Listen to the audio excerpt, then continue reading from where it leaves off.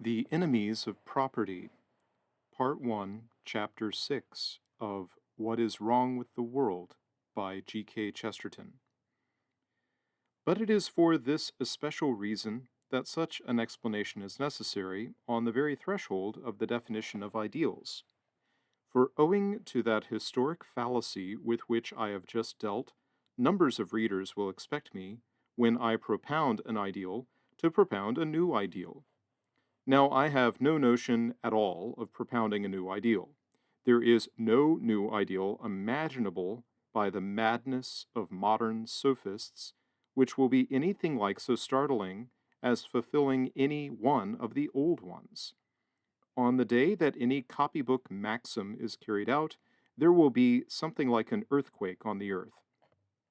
There is only one thing that can be done under the sun, and that is to look at the sun.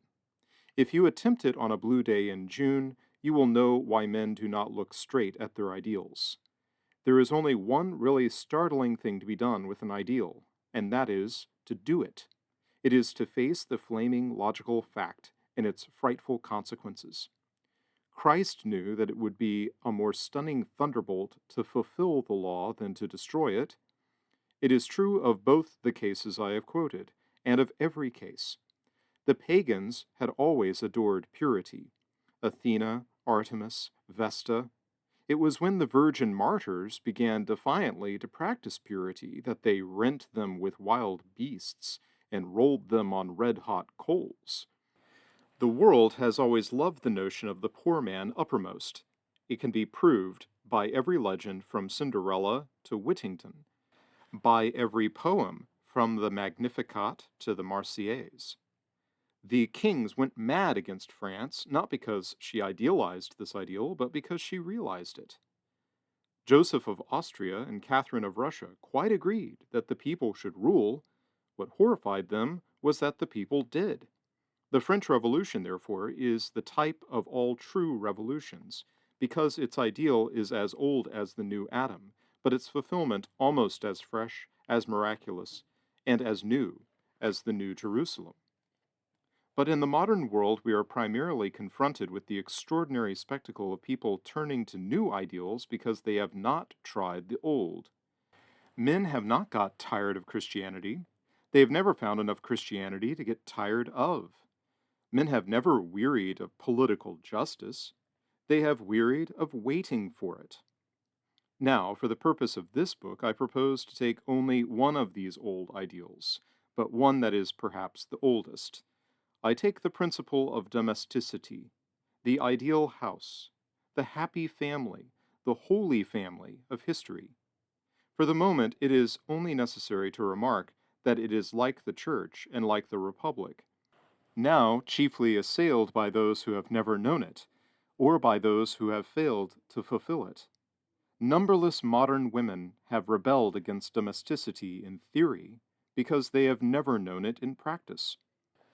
Hosts of the poor are driven to the workhouse without ever having known the house. Generally speaking, the cultured class is shrieking to be let out of the decent home, just as the working class is shouting to be let into it.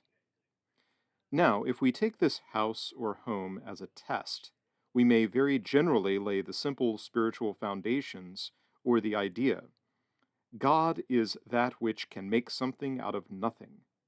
Man, it may truly be said, is that which can make something out of anything. In other words, while the joy of God be unlimited creation, the special joy of man is limited creation, the combination of creation with limits. Man's pleasure, therefore, is to possess conditions, but also to be partly possessed by them, to be half controlled by the flute he plays, or by the field he digs. The excitement is to get the utmost out of given conditions. The conditions will stretch, but not indefinitely. A man can write an immortal sonnet on an old envelope, or hack out a hero out of a lump of rock. But hacking a sonnet out of a rock would be a laborious business, and making a hero out of an envelope is almost out of the sphere of practical politics. This fruitful strife with limitations, when it concerns some airy entertainment of an educated class, goes by the name of art. But the mass of men have neither time nor aptitude for the invention of invisible or abstract beauty. For the mass of men, the idea of artistic creation can only be expressed by an idea unpopular in present discussions, the idea of property. The average man cannot cut clay into the shape of a man, but he can cut earth into the shape of a garden. And though he arranges it with red geraniums and blue potatoes in alternate straight lines, he is still an artist because he has chosen. The average man cannot paint the sunset whose colors he admires, but he can paint his own house with what color he chooses. And though he paints it pea green with pink spots, he is still an artist, because that is his choice. Property is merely the art of democracy.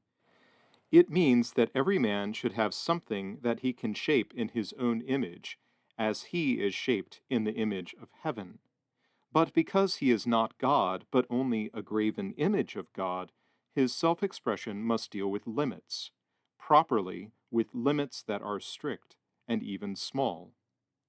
I am well aware that the word property has been defined in our time by the corruption of the great capitalists.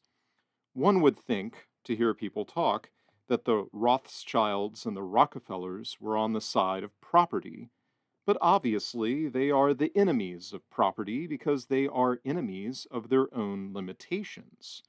They do not want their own land, but other people's. When they remove their neighbor's landmark, they also remove their own. A man who loves a little triangular field ought to love it because it is triangular. Anyone who destroys the shape by giving him more land is a thief who has stolen a triangle. A man with the true poetry of possession wishes to see the wall where his garden meets Smith's garden, the hedge where his farm touches Brown's. He cannot see the shape of his own land unless he sees the edge of his neighbor's. It is the negation of property that the Duke of Sutherland should have all the farms in one estate, just as it would be the negation of marriage if he had all our wives in one harem.